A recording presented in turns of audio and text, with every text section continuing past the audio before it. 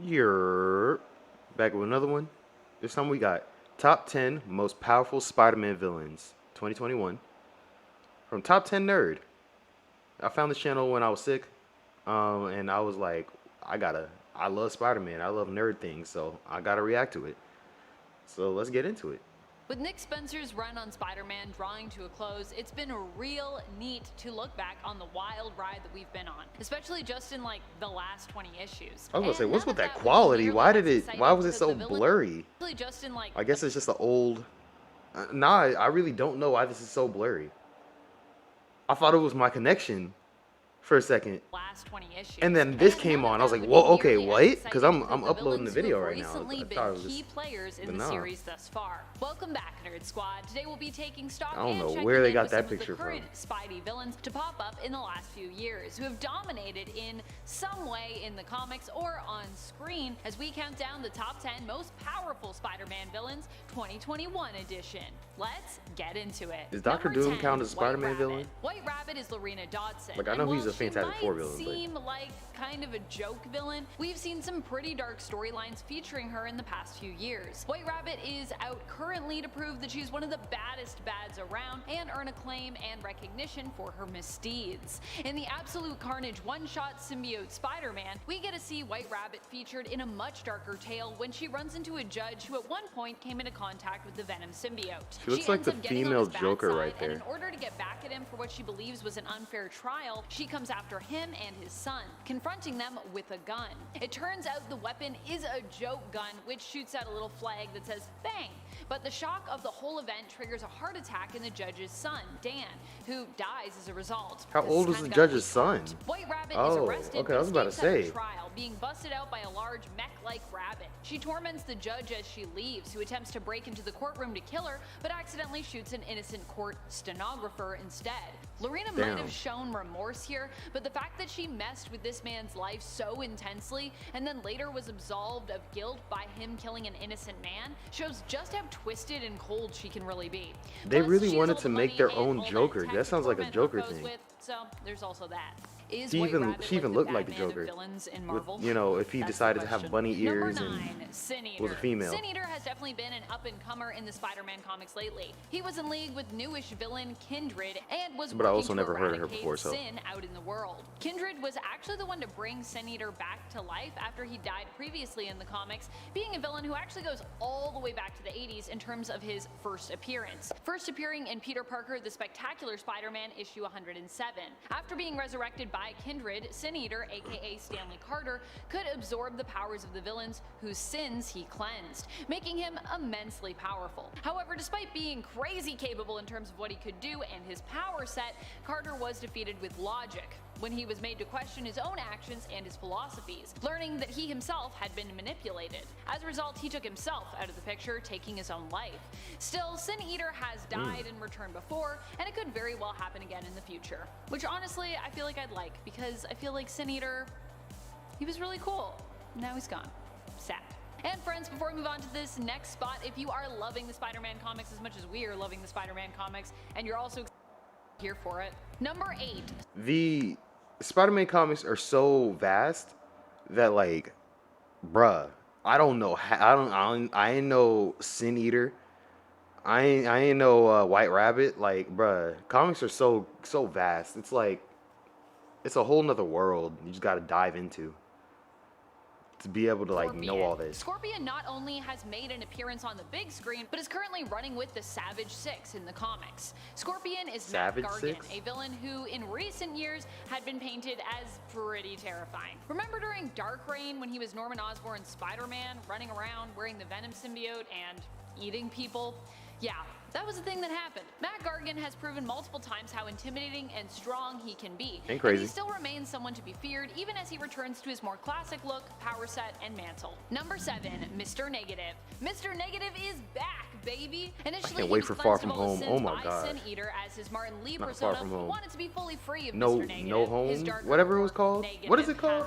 However, after Sin Eater's cleansings were undone, 'Cause Far Mr. From Home Negative was fire. returned and attempted to take over Martin Lee once more. After calling on the inner demons who threatened to harm Aunt May in Lee's presence, he surrendered himself and became Mr. Negative once again. No Way Kingpin, Home, it that's seems, it. has allied himself with Mr. Negative and has also returned his former territories of NYC to him to rule over. Number 6. Mysterio. Mysterio is a villain who recently got a boost when he made his way to the big screen, played by Jake Gyllenhaal. There he was Quentin Beck, a man who used to work for Tony Stark creating tech, but after being humiliated by Far him, From he Home, set out to rewrite his story and make himself a hero. To do this, however, he would need to face some pretty big monsters and would need access to some pretty massive amounts of tech to pull off the illusion of him doing so. He tricked Peter Parker and ultimately Talos and his partner, who were disguised as Nick Fury and Maria Hill respectively, and were actually working for the real Fury, and ended up gaining access to a network of Stark drones and satellites the world over, which Tony Stark had bequeathed control of to Peter Parker originally after his death. Even after he was defeated in Far From Home, Mysterio still managed to come out on top in the end when he somehow, from beyond the grave, leaked Spider-Man's true identity to the world. I really don't believe he's dead. And Was that also actually a made comic Spider-Man storyline? look like a complete villain who had killed the heroic Mysterio. In the comics, Mysterio seemingly perishes only to return once more, claiming to be actually good this time. But of course, it's Mysterio, so he can never really be trusted, can he? And if I you didn't know wanna that was a check out comic book that whole storyline. I thing, thought you that was should a go check out Marvel Sinister like War issue number movie 1. storyline Number only. 5, But Vulture. that's cool. The Vulture is That's another hella villain cool. who also got a pretty big boost from making his way to the big screen in the first Spider-Man MCU film, Homecoming. In this movie, he's played by Michael Keaton, who absolutely delivered when it came to his version of Adrian Toomes, a down-on-his-luck salvage company owner who, after losing a major contract, is forced to turn to a life of crime to provide for his family. I actually really loved this version of Vulture. It was so good. So Vulture she then is just maybe talking gets a about little the carried movie away with that right whole here. side hustle, becoming, you guessed it, a supervillain. Not only is Adrian still out there in the world and still a great threat to Peter, as he actually knows his secret identity, He's but in it's also jail, been and also implied in the everybody Morbius knows. trailers that he might have found his way out of prison. In the comics, Vulture is currently leading the Savage Six, one of the multiple Sinister Six teams headed Spider-Man's way. Or at least in Spider-Man's vicinity. All these Sinister Sixes have their own motives, but they're all going to be at least fighting around Spider-Man, I think. Spider-Man's definitely going to be there and be like, oh, I don't want to deal with this. Number 4, Norman Right, Osborn. it just goes home. Green Goblin, Like, Red you know what, Goblin, guys, you got it. King, or I'm done. just Norman Osborn, whatever name he's going by at the Don't time, give me Norman superpowers, Osborn bro. still I'll remains be one of the most either powerful evil Spider-Man or I'll villains be that so we've ever apathetic. seen. It Remember when don't he even threatened matter. not just Peter Parker, but pretty much all the heroes and civilians of Earth during Dark Reign, when he became the head of a new organization he'd created to replace S.H.I.E.L.D., Hammer? Not to mention, he also became the Iron Patriot, aka the Iron Man stand-in of his own Dark Avengers team. Of course, lately he's been taking a bit of a back seat as he's more focused on working to help his son Harry Osborn, who is currently taking over the reins in Spider-Man as one of the main big bads currently. Well, kind of. It's complicated. Still, you can't deny the years of history between Norman and Peter and how much Norman Osborn has tried to drive Spider-Man insane. And so for that fact, we still gotta put him, I think, pretty high up on the list, because you can't erase that history. Number 3, Lizard. Lizard is back to shed levels of scary currently in the comics as we gear up for Sinister War. In order to get the villain back on the Sinister Six team, he had his reptile half separated completely from Kurt Connors, meaning that he's full animal instincts and is out for blood.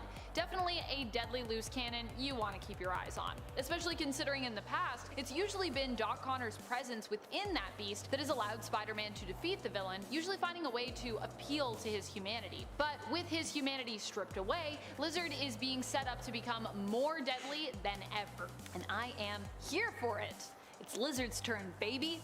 Number 2, Kindred. Kindred for a while was one of the biggest and most mysterious baddies that Spider-Man was up against in his own series. We didn't really know who Kindred was for a long time, or what his deal was, other than he knew Peter very well, and also seemed to bear a long-time grudge against both him and villain Norman Osborn. He also seemed to have a soft spot for Mary Jane. This would all make a lot more sense when Kindred was revealed to be Harry Osborn. As Kindred, Harry is now kind of That part hairpiece, demon bro. and is likely in league with another big bad from hell. I Although can't the with other that side to hair. that is that The Harry is Osborn also hair, kind of bro, trapped that's the himself, curse. So there's a lot going on here. There's That's still why a lot y'all to get unpack sick. with Kindred in terms of the What mysteries. does that tattoo say?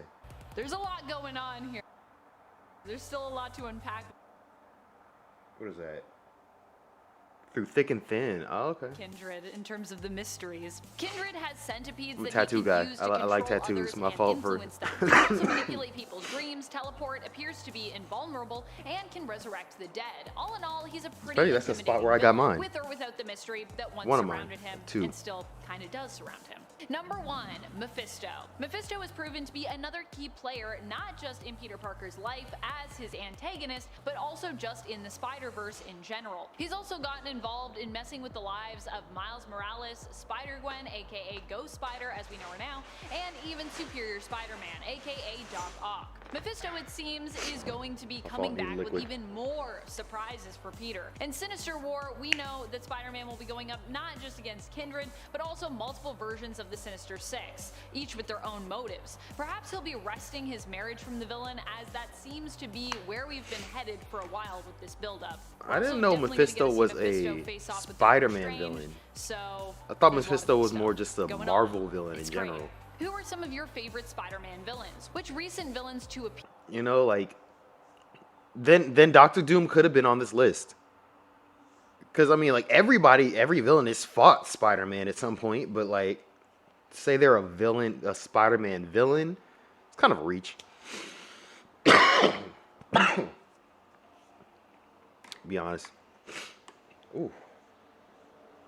There's some smell in here that's triggering my coughs. I gotta go find it. Alright, I hope y'all enjoyed. Make sure y'all like, comment, subscribe. I'm out. Peace.